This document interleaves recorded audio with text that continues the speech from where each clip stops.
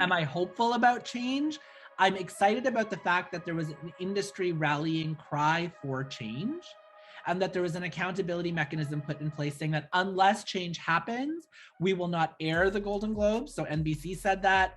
Unless change happens, so many artists said we will not participate in the Golden Globes. So many studios said we will not submit projects for consideration at the Globes. So change happens when everybody across all dimensions of diversity, all stratospheres of power, all industry and background come together collectively to say, no more, no longer. We demand change. We demand it now. And until there is change, we will not participate.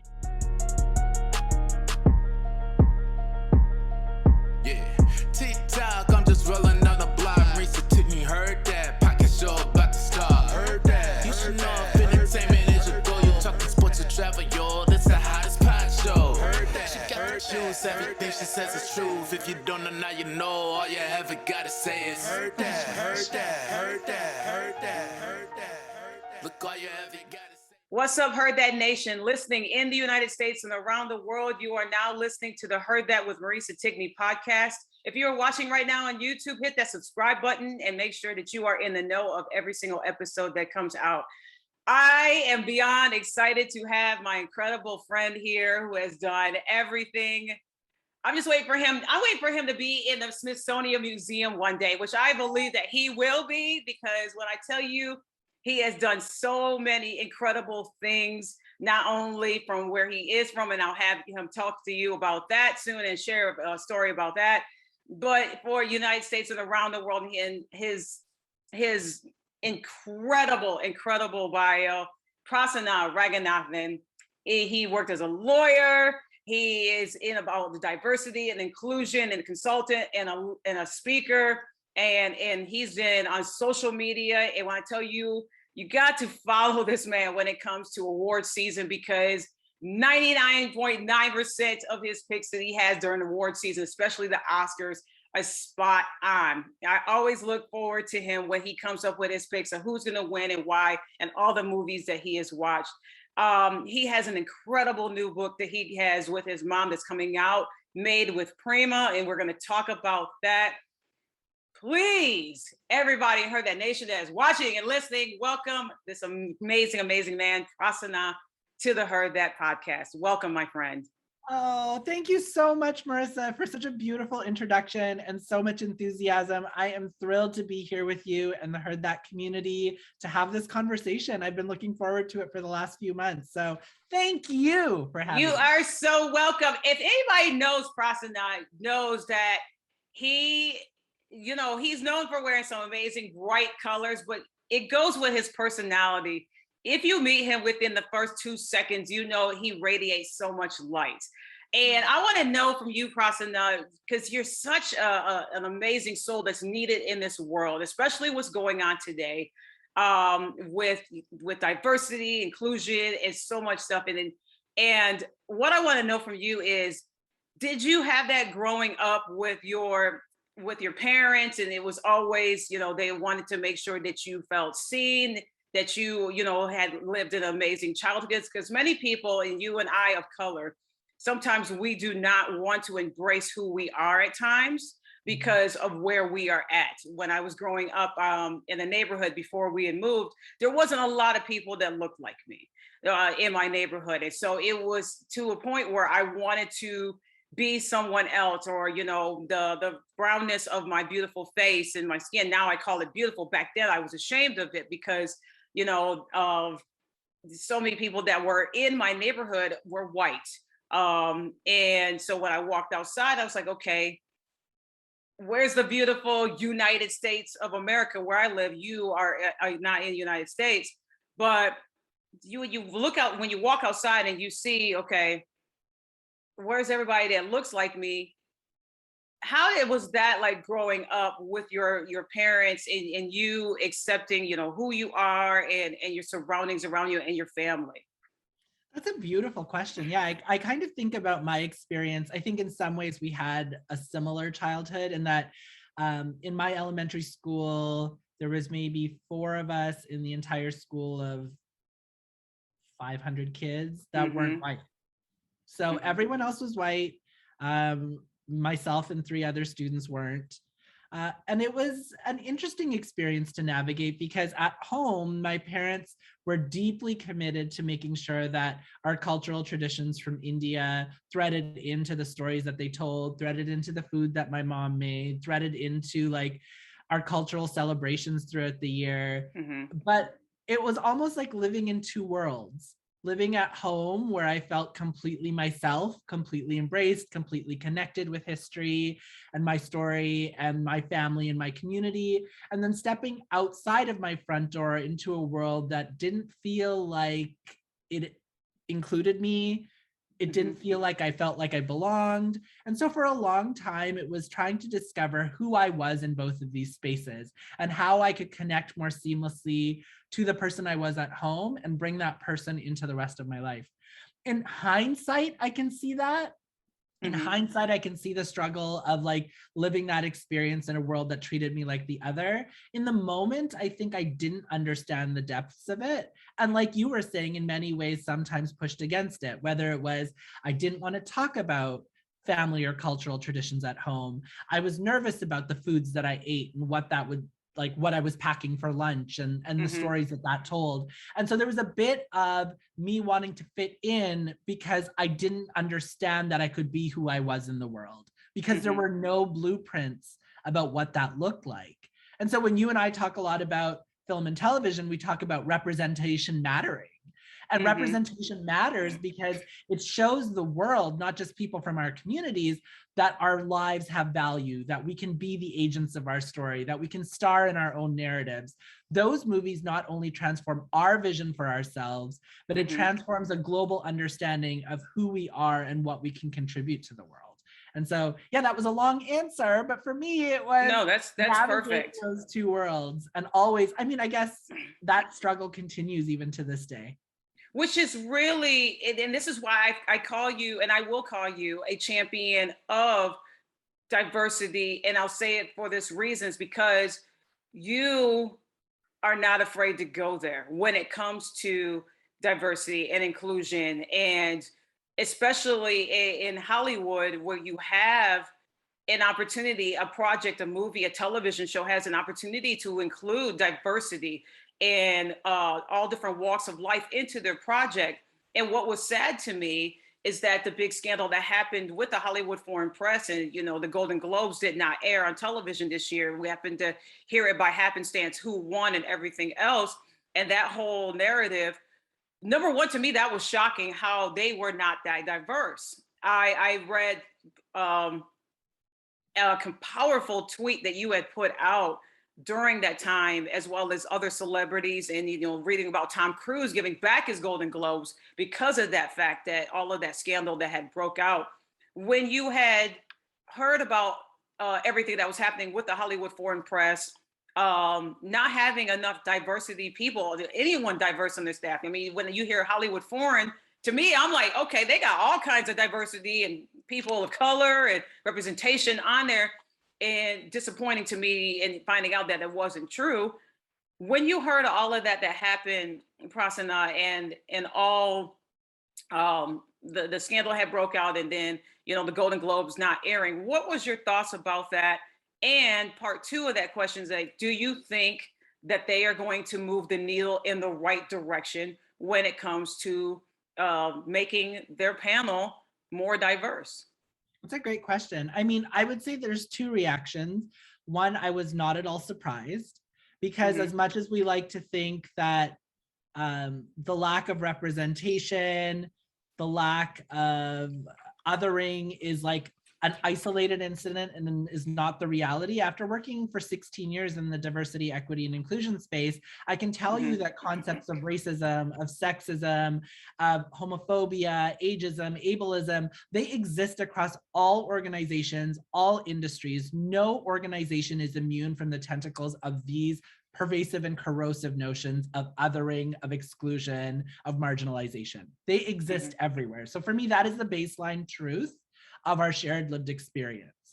What was surprising to me, however, was an organization that talked about being global in reach, being myopic or very limited in scope of its vision for both its membership, but also for what celebrating excellence meant, what including excellence meant. In this case, it wasn't even about these principles of, like, they talk a lot about unconscious bias, the idea that we're not aware that we hold these biases. I often like push back on that idea, saying everybody knows we have biases.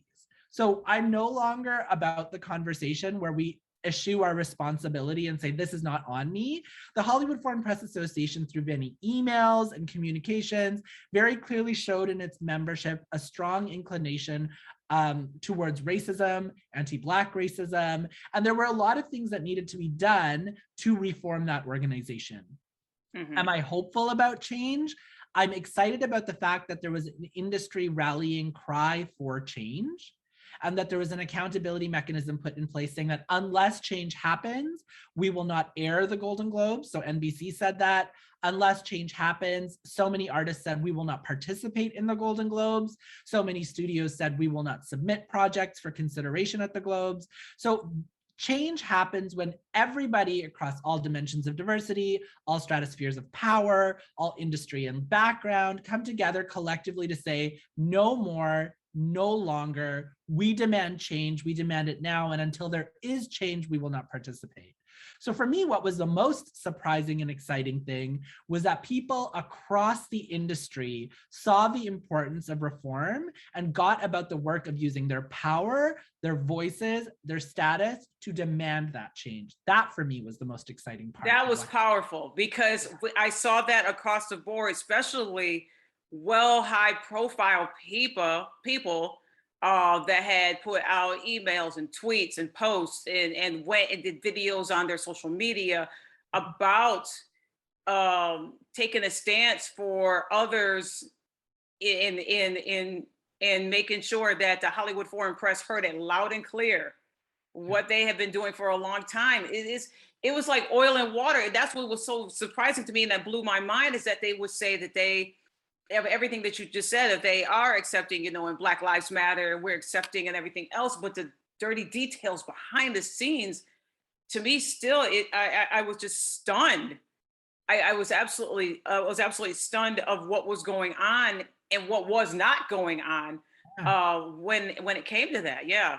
And I think it's so powerful when you say this, because I think what 2020 demonstrated to us is that the global collective consciousness is no longer willing to have organizations say something, but then not back it up with action. So if you're going to say that you stand up against anti-Black racism, that you believe that Black Lives Matter, then we want you as an organization to put that commitment into action. So I always say this in the DEI space: stop with the platitudes, start with the plans. So I no longer want to just hear a beautiful tweet. I no longer want to just see a statement. I want to see what financial resources you're putting into this work, what tangible commitments you have around hiring, what tangible commitments you have around promotions, because so much of the time, hiring is focused on entry-level roles, and there's no focus on who's in leadership. I want to see who's in leadership. I want to see what you're doing to foster a culture of inclusion, because hiring is one thing. If you hire someone and bring them into an organization that's toxic, guess what? They're going to leave, and rightly so, because they feel harm, they feel traumatized. So we want to create organizations that are inclusive and safe. So for me, the work now is, your statement is a signal of the work you have done or the work you are committed to do. Your statement in and of itself is not the action, and I don't want it anymore if it is the sole action you're taking. Okay, you need to be president of the Hollywood Foreign Press. That was bravo, my friend. That was bravo. And here's the thing that's coming up, because like I said, I enjoy watching your videos that you had put out, as well as your tweets and your posts and your blogs that you put out during award season. I think it's my favorite time of the year, especially when you come up with who is going to win and what and why. And this year for the Oscars, we have, I believe this is historic, because we have 3 hosts, 3 of them all women, 2 of them of color, and then the producers, both of them are color, because it's Will Packer and I'm losing her right, Shayla Cowan, who is part of the Will Packer Productions, are producing the Oscars this year. So Big, bold statement coming out the box already for the Oscars. So that right there, I'm excited about. The Oscar nominations came out, Praz. Yeah. So I was like, okay, yep. I knew they were going to get nominated. I knew they were going to get nominated. Okay, yep. I figured they would get to. And then they get to the Best Actress category. And there's no Lady Gaga for House of Gucci. Yeah. And there's no Jennifer Hudson for Respect, which to me, I feel Respect, as much as it was a good movie, I think it got swept under the rug with all the other projects that came out afterwards, because I was really hoping not only for Jennifer Hudson to get some recognition, but I was hoping for Marlon Wayans, who a lot of people did not think he could carry a serious role as Ted White. I had to watch a couple of comedies after watching him in this movie to get back to, okay, he's just acting this real life character. Oh my gosh, because he was so powerful in that movie and he didn't get the recognition to deserve. And I think Respect, the project as a whole, was overshadowed by a lot of great movies that did come out before or after. What was your thoughts when you saw the nominations come out, and who did you feel got snubbed? Oh, it's a great question. I think you were very right about Respect. I think the challenge with Oscar nominations every year is that they tend to go to films that are released in the latter 3 months of the year. So quote unquote awards season. So you'll see a lot of high profile movies sort of come out November, December to be top of mind as the various critics guilds or the critics associations, the guilds, and then the Globes, the SAG Awards, which is a guild, Critics' Choice, and then the Oscars come out. So movies tend to be most recognized at the end of the year. So I was very disappointed about Jennifer Hudson in particular. I also was, there was a few films that I thought would be nominated for Best Picture that weren't. So I thought Tick, Tick, Boom would make it into Best Picture. I thought so too. I was surprised that it didn't. I totally thought it would. Saw that movie twice. Loved it. Yes, loved Andrew Garfield's performance in it, which he's getting recognized for it. But I was surprised that was not nominated. I agree. I was very surprised about that. Thrilled that Coda got its Best Picture nomination and the nomination for Troy Kotsur. I was really hoping for Marlee Matlin and Emilia Jones as well. I thought the cast was uniformly excellent. So I was thrilled when they won SAG for Best Ensemble.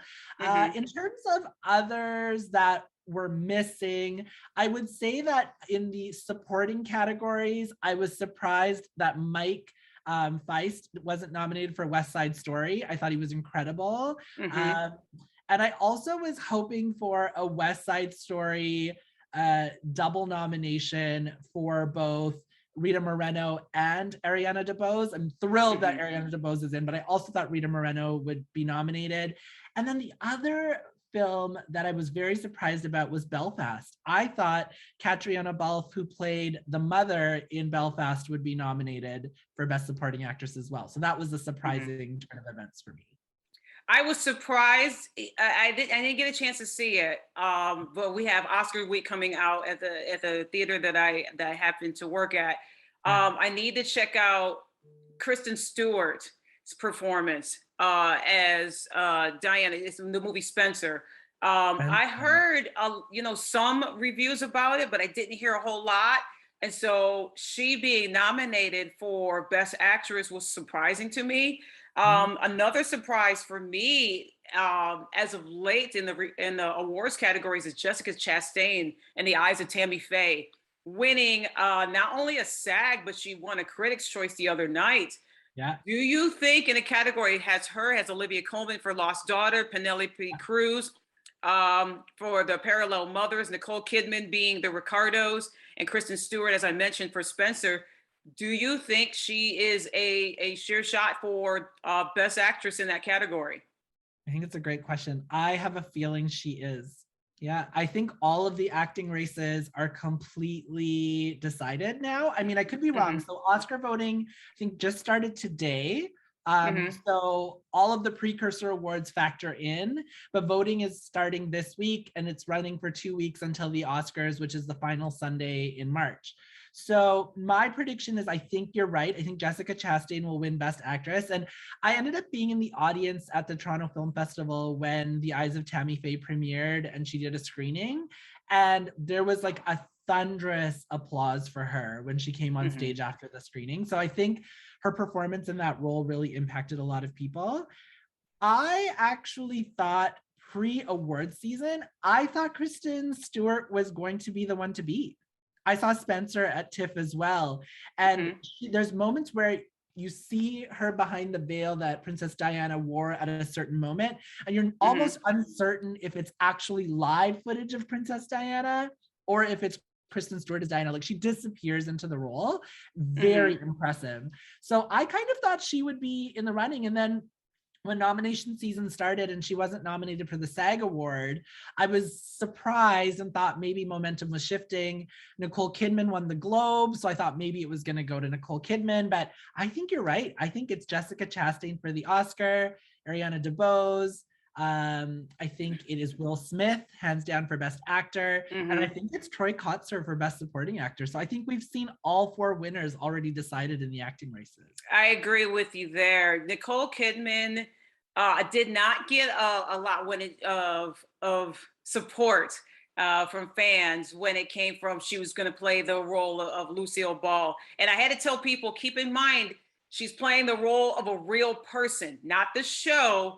Yeah. You know, Lucy and Ricky Ricardo, that the behind the scenes, the dynamic of Lucille Ball and Desi Arnaz. And I think that her and Javier Bardem did so well in that movie. I was blown away by both performances, especially Javier Bardem carrying on as, I mean, both of them got lost in the role, especially Javier Bardem in playing Desi Arnaz.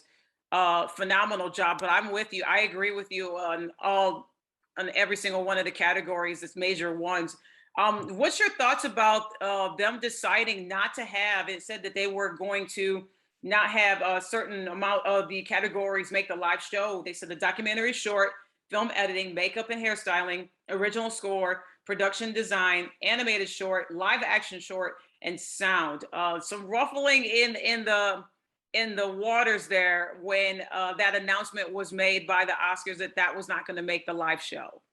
Yeah, I was very upset, but I think this is like the second or third time they've tried doing something like this where they want to take a few categories off the telecast, and due to industry backlash, the last minute they've added them back in.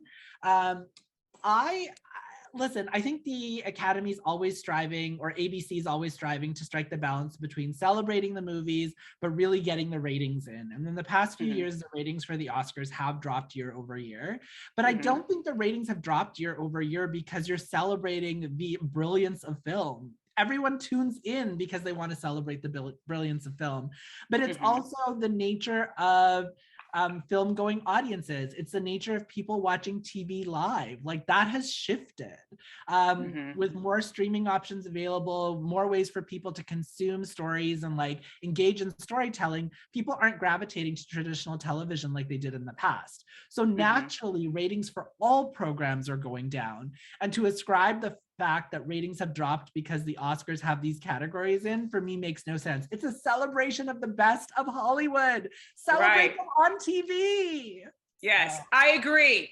I agree with that. And oh my gosh, I'm 100% agree with you with everything you said, because we're seeing a lot of shows. I mean, this one in particular, this is all about movies and such, but we're seeing a lot of shows go to streaming. And I think that's scaring a lot of the major networks, because we're used to ABC, CBS, NBC, but we're seeing, Hulu come into the picture, and Paramount Plus and Netflix and HBO Max, and what they're doing, they are getting the secret sauce of people to jump off of regular, normal cable television and going and watching all of their favorite shows now on streaming networks. I don't know what's going to happen with these major networks, because of the fact, even though they're trying to lure back in the audience, we're seeing more and more of these shows, and the power hitters and the power of the streaming service just start to elevate.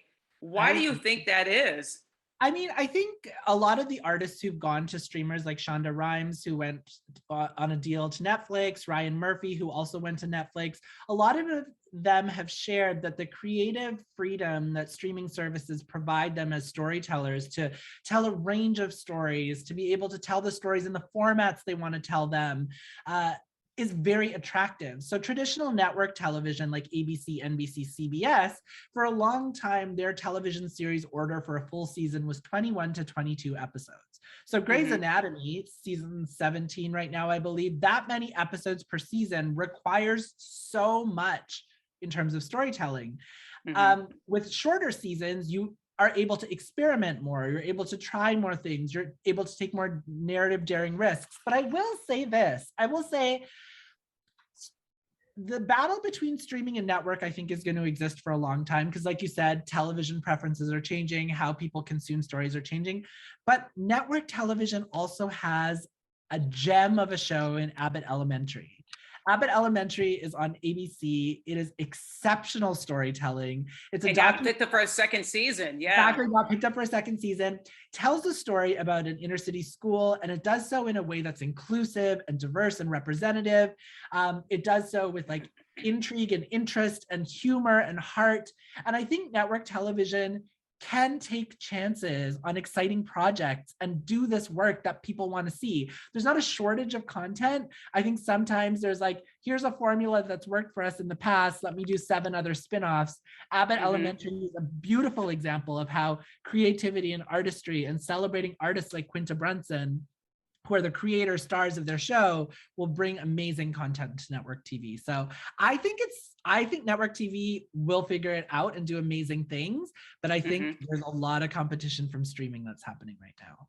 And it's, like you said, it's not going away, and it's getting bigger by the minute, and it's giving the consumer, the person that's watching their favorite shows or those that heard about it, because word of mouth, especially social media, when it talks about Ted Lasso, which I just started watching, and I'm like, okay, I see why people love this show so much. I see why now. I'm like, how am I late to the Ted Lasso party? Love Ted Lasso so much. Yeah, Ted Lasso and Abbott Elementary have probably been 2 of my favorite. Ted Lasso, Abbott Elementary, Schitt's Creek have probably been my like comedy and heart like balm for the last 3 years. Just like those shows have brought me such joy. I think you're so right. I think the one thing about streaming that's also going to come to a head in some way is like, it's very expensive if you need to subscribe for each platform separately every month. So how do we continue to engage in like storytelling that in a way that's also accessible and not cost prohibitive, right? So I'm intrigued to see how television and streaming will transform in the context of accessibility, both in terms of people with disabilities and barriers, but accessibility also in terms of finances and cost. I think that's very important. Okay, so this is very exciting because Prasanna, like I said, he has done everything. He's been a lawyer, he's been a consultant, he speaks, he writes, he's a social media strategist. And now we can add author. I am so beyond thrilled that you are coming out with your first book with your mom, Made With Prema, a celebration of vegetarian cuisine. It's right now currently available for pre-sale. And when he talks about this, y'all are gonna want to definitely log on and order this cookbook because they're doing something great with the profits that are going to be every single sale that's going from this book is going to the Canadian National Institute of the Blind. Talk about how this project with your mom started and why you both decided, or who decided, that every sale of the book is going to go to the CNIB. Thanks. Yeah, this has been a dream come true for my mom and me. So my mom immigrated to Canada from India in like 1972, 1973. And ever since she came here, she taught herself how to cook. So she learned a bit in India from her mom, but not much. So when she moved to Canada, she was in this country for the first time. She had never been on a flight before. She got here and realized, oh my gosh, I'm in this country where I'm completely disconnected from my culture. How do I share what means the most to me with the community that's now my home? in Canada. Mm-hmm. And so for her, it was food. And she taught herself how to cook. She wrote letters back and forth to my grandmother. And in those letters, my grandmother would send her back recipes that she could try in Canada. And so a core part of her story was shared through food. So growing up after school, we would have our after school snacks. She would share our meals in the evening, which were always South Indian food, which is the part of India where our family's from. And for us, she told the story of my grandmother. She told the story of her upbringing. She told the story of her cousins, her aunts, her uncles through the foods she prepared, because she'd be like, this was so-and-so recipe, or I heard about this, or they taught me about the importance of this spice. And so every meal was a history lesson. We would sit at the table and connect around food, share stories about our day. And so then as I grew up, my relationship with my mom connected and coalesced around our relationship with creating food together. So when I first moved away to go to law school, I didn't know at all how to cook. And I came home that summer. I had lost a lot of weight because I hadn't known how to cook for myself. I wasn't doing very well health-wise. And so my mom said, you're not going back unless you learn how to cook. So ever since then, for the last, I guess that's now almost 20 years ago, we have been working on cooking together. She taught me recipes. I've experimented on things and chatted with her, and she's taught cooking classes. She's like volunteered and done all these charitable banquets. And so one of the things she said was like, I'd like to one day write down my recipes because people always ask for them and I'm giving it to them over the phone, but it would be nice to have this to leave behind. So when March 2020 struck, the pandemic sort of kept us all at home. And one of the things my mom said is like, I think now is the time. So she started recording voice notes. She started like making calls to her dear friend Ishri Selvaraj in Saskatoon. And Ishri typed up the first manuscript of the book based on those voice notes, those phone calls with my mother. I then took the manuscript, edited it, wrote the preface, got all the testimonials, wrote the story that threaded it together. And ultimately what we discovered through creating the book is that the recipe was a love letter. It was a love letter. The cookbook was a love letter. It was a love letter to everyone who had taught her how to cook. It was a love letter to every student who had took her class. It was a love letter to every person who had asked her for a recipe. It was a love letter for every community fundraiser that she cooked for. And for me, it was like, her name Prema means love.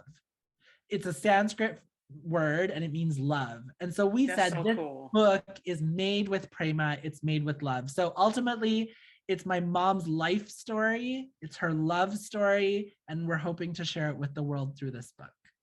I love the video that you have up on your social media, your IG, of the video of some of the dishes. And as I'm watching the video, I'm like going, oh my gosh, these look so amazingly delicious. And it's just the colors and they're vibrant. And then you had a video up of you talking with your mother and just how both of you all, you know, you celebrate and you growing up with her as your mom, and you're honoring her through the celebration of the foods that that are your favorites, which I'm going to ask you, what are your favorites?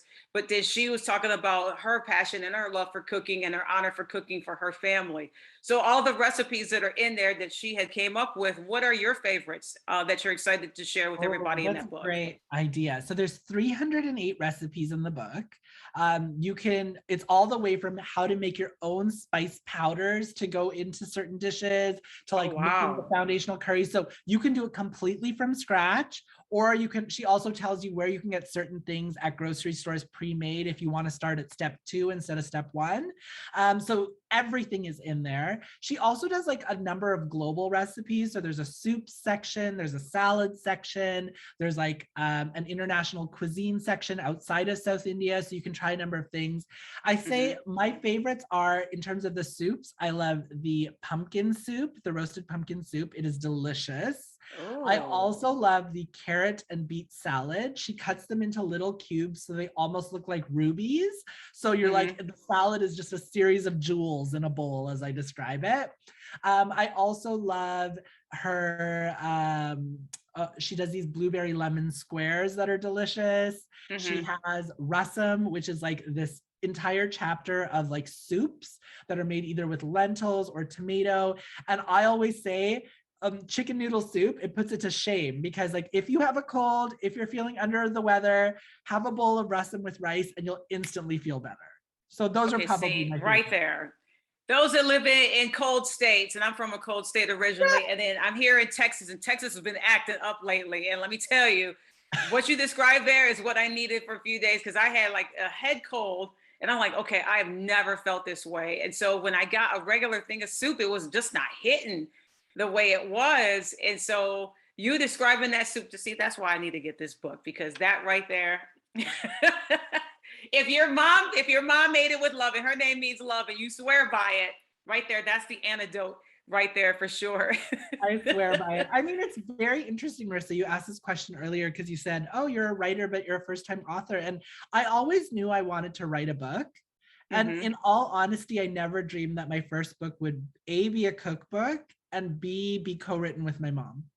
I always thought I would either write a series of essays, or it would be a book on diversity, or it might be like a longer form novel, but I never anticipated it being a cookbook. And honestly, now looking back on it, it was the perfect, perfect, perfect book to write. It just spoke to me in this moment.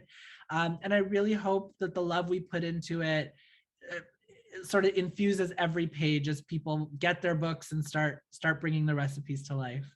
I think that is perfect as well. And I'm going to tell you why. Is because love right now is needed more than ever. And for me growing up, what brought families together was food. We would all gather at the table. Didn't matter if it was, a holiday, a birthday that we were celebrating, or just because, we were having people over. Food was the binding ingredient that brought people that you may have seen like throughout the week, or people you haven't spoke to in a while, or people that are visiting in town. As soon as they walk in and you welcome them into your space and welcome them into your home, and they look on the table or they look on the counter and they see all the variety of different food and the different colors, the different smells, it brought everybody together.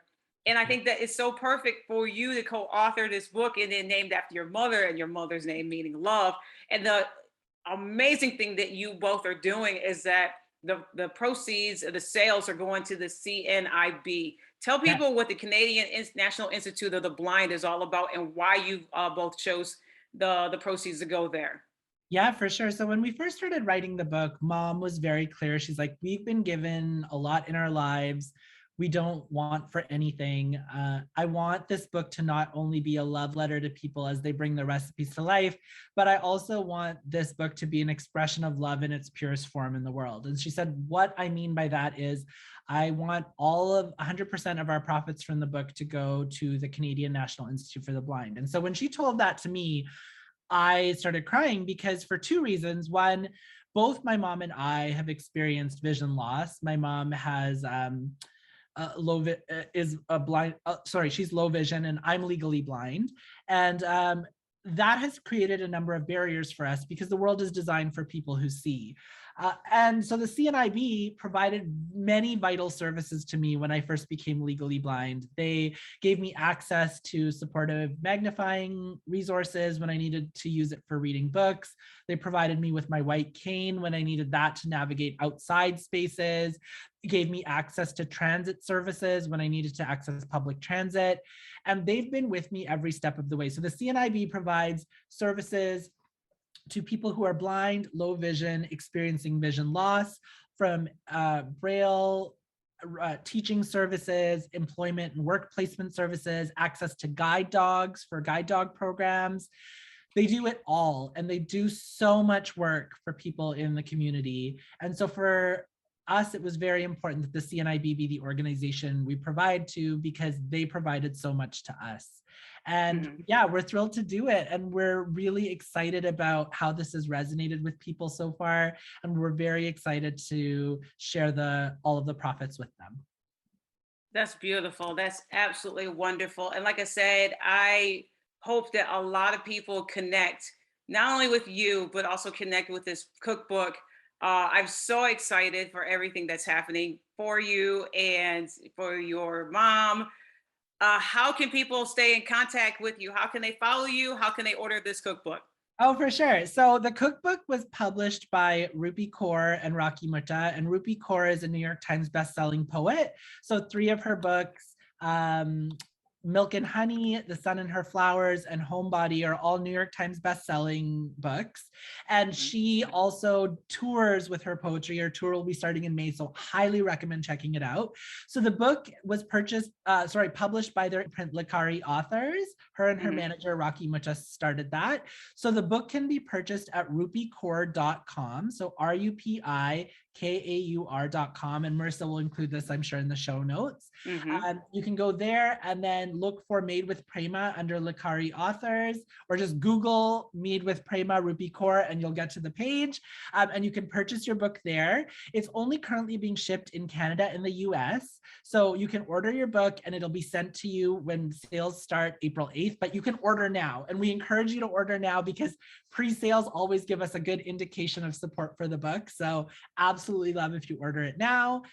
In terms of keeping in touch with me, my Instagram handle is @Prasran, so PRASRAN. My Twitter handle is @PRanganathan, PRANGANATHAN. And my website is my first and last name, so PrasannaRanganathan.com. But I will be sure to send all that Marissa's way if she wants to include it with the show notes. Oh, it'll be included because I want people to stay connected with you because you do so much good and so much great into the world. And the last bonus question I want to ask you, Pras, is that with everything that's going on in 2022, we're already in March, and so much going around the world, and the shifting of the pandemic, and many places still opening and people slowly going outside. And the unfortunate thing, I'm thinking of all the people in Ukraine, and many of my friends that are from there and their families that are from there, that I have connected with.